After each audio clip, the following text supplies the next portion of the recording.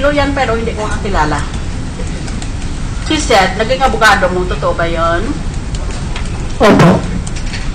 And then he said, nayuaman ka, hindi dahil dito sa mga NGOs, kung hindi dahil sa iyong international trade. Opo, sa Indonesia.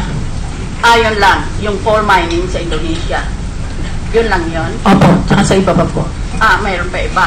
Pero yung coal mining sa Indonesia, hindi nagtagumpay yun, hindi ba? Or hindi natuloy? Yung tinayo nil bago, pero yung dati pa po, ongoing pa po. At mag-isip ka pa ng trading of carbon credits. Totoo ba yan? Opo. Sinong kausap mo sa trading of carbon credits mo?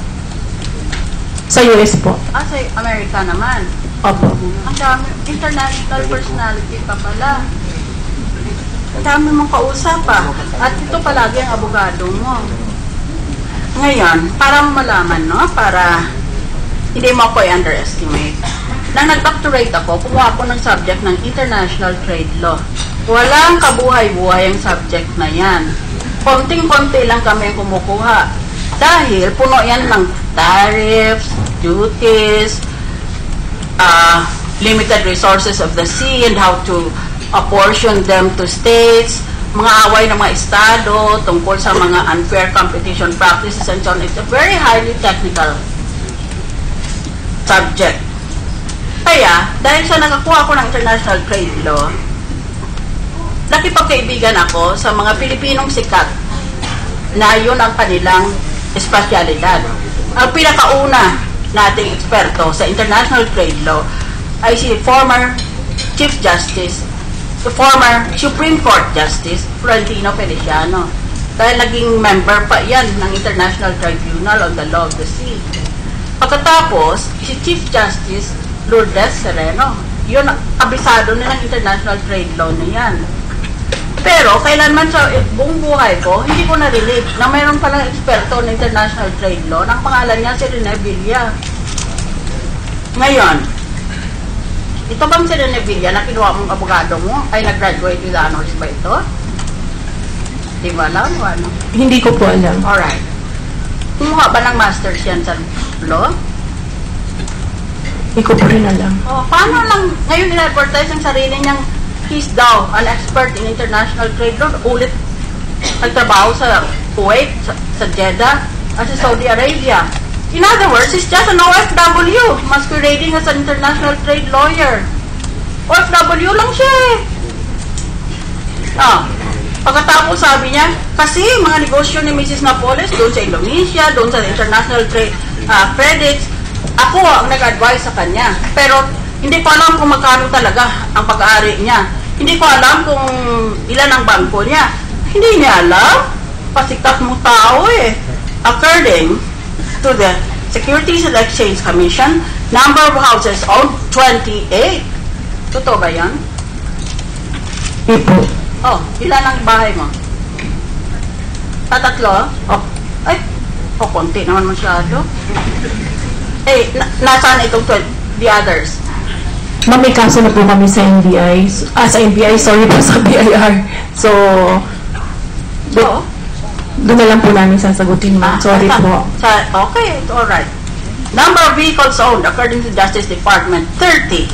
All registered under the JLN Group of Companies or JLN Corporation. Totoo ba yun? Hindi po. Ilan lang ang sasakyan mo? Pito po. Pito lang? Number of accounts with banks, 415 accounts with 17 different banks. Ilan lahat? Hindi po, pero I invoke my right to dahil thank you po. Pero hindi ganun ka na. Alright. Na-exaggerate. No. Pero, sa lahat nito, hindi intindi ito ni Rene Villa who claims to be your lawyer. International trade lawyer daw siya. Ulit naging OFW.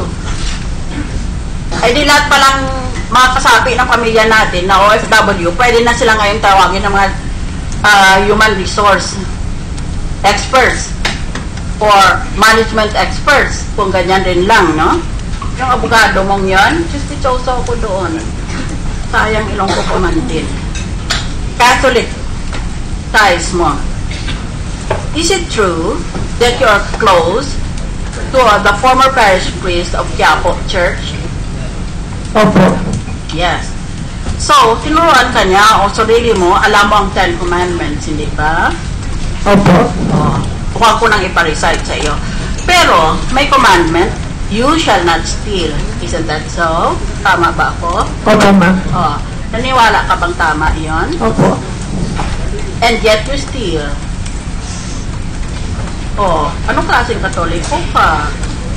Ngayon, are you familiar with the commandment? You shall not tell a lie. Opo. Ngayon lang, sumaling ka sa akin eh. And still, with a plunder case against you, you remain and consider yourself to be a devout Catholic? Ikaw ba'y debotado pa rin katoliko? Opo. Ay maniwala ka na lang, magdasal ka na lang ng Diyos pag namatay tayong lahat ay katoliko. Dahil napakahirap i-forgive yung mga kasalanan na pinagbibintang sa pinto mo. Ngayon, question 6. Ito medyo may pagkaligal, no? Mr. Chair, I will try to be very brief because I'm very conscious that I'm using borrowed time. Perpetuation of testimony. Sinabi ko na sa iyo na